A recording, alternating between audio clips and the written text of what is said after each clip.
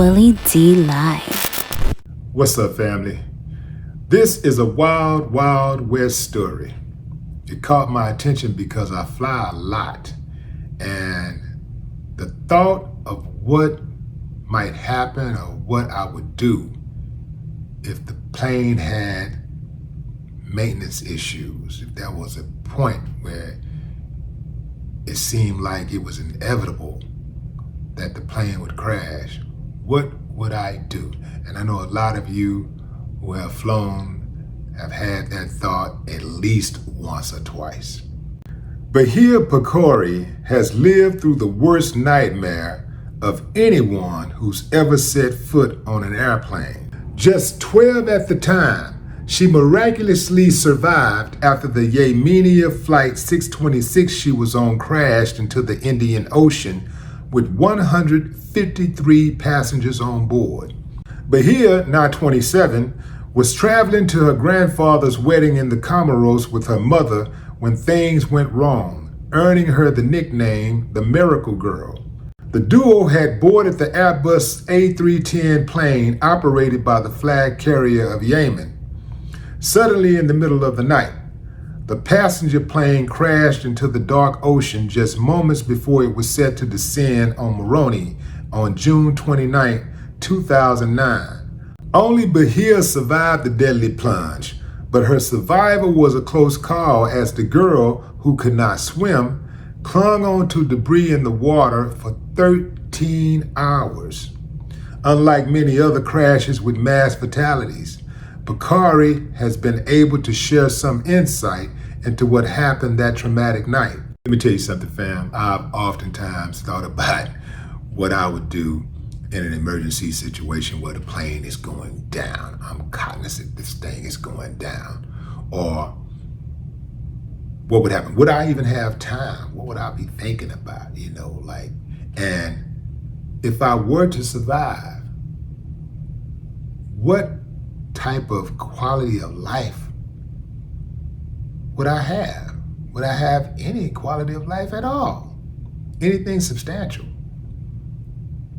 But here gives us a first-hand account on what she experienced during the crash and after. It's heavy.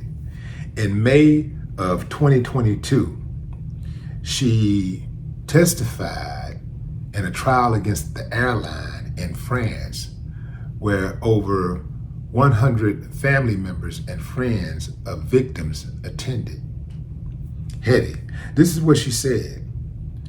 It was a smaller plane.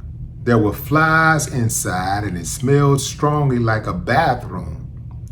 The flight went normally until the preparation for landing. I started to feel the turbulence, but nobody was reacting much, so I told myself it must be normal.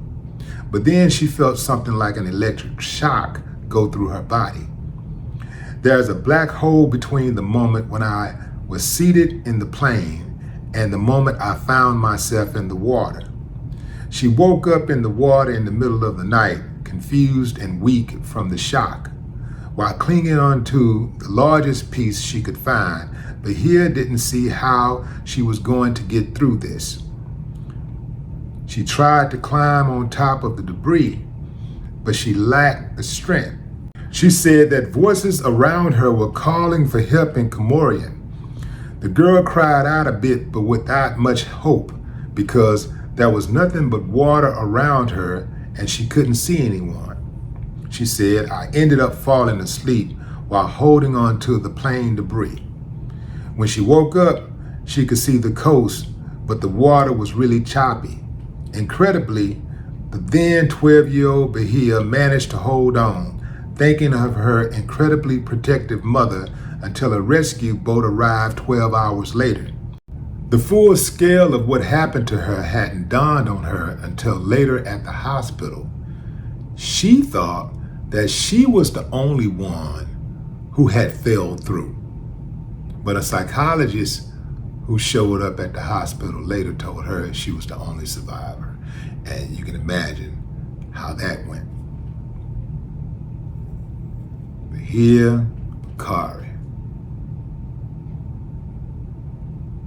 Wow.